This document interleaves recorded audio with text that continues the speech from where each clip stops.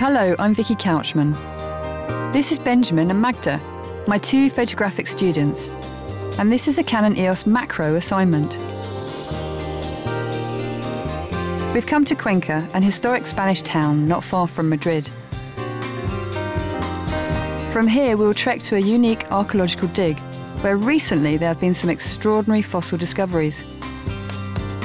The perfect place to begin our macro photography assignment.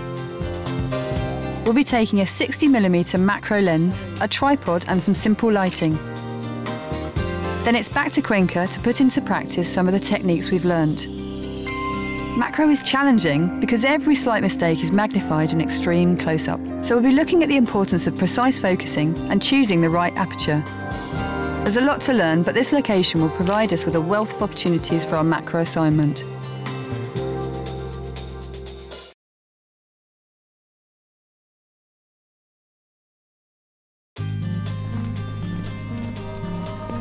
We're an hour from Cuenca, deep in a pine forest and off the beaten track. In the last 2 years, some amazing fossils have been discovered here, some dating back to over 100 million years. A great location for macro photography. Benjamin and Magda both have a 60mm macro lens. As Benjamin is more experienced, he can experiment while I work with Magda on the basics. Macro means getting really close to your subject. On an overcast day like today, this is challenging as we'll physically be blocking out the light. I've suggested Magda selects a small aperture, f11 or f22, for greater depth of field and to bring out every detail. We're using a low ISO speed of 100, giving us a fine grain image. But to achieve this, we'll have to compromise our shutter speed to below a 60th of a second. This means steadying ourselves with a tripod to avoid camera shake.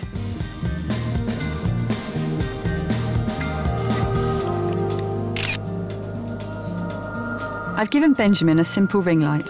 More light means faster shutter speeds, which means greater mobility. This frees him up to experiment with depth of field and composition.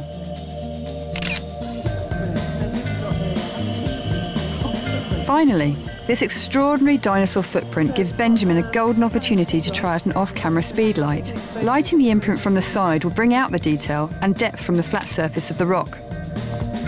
On our return to Cuenca, we can experiment more with what we've learnt today. Good macro photography means making precise decisions about the point of focus. Get it right, and you can choose exactly where your image will be sharp. Invest some time in learning about your camera. You'll be amazed at what you can achieve.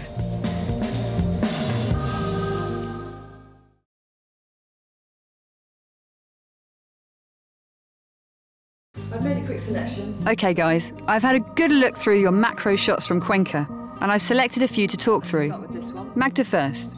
Your first shot was technically good, with lots of fine detail. But there were no clues in the picture as to the fossil's surroundings, and I have no idea of its size.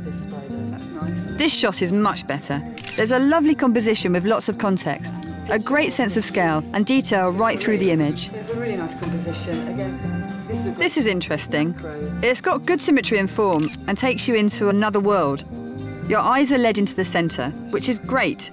But when you get there, the middle of the image is out of focus. So finally, it's unsatisfying.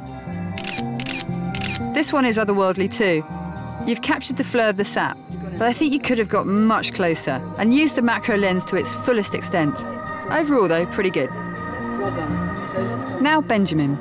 Benjamin's shots now. Your first photo was okay, presenting the fossil in all its fine detail. The pine needle gave me some idea of the scale, but not enough to tell the whole story. I think the composition could have been improved.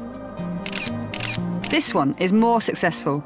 It feels more complete, and the weight of the image evenly distributed between the fossil and the surrounding rocks. The banded layers within the rocks draws us in and gets me thinking about its age and origins.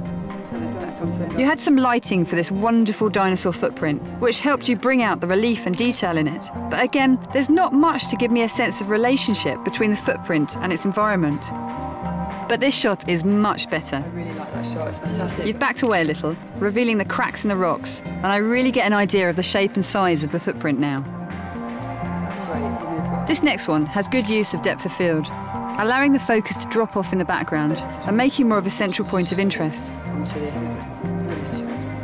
great. Good work, guys. OK, on to the next assignment. Keep exploring photography with Canon EOS.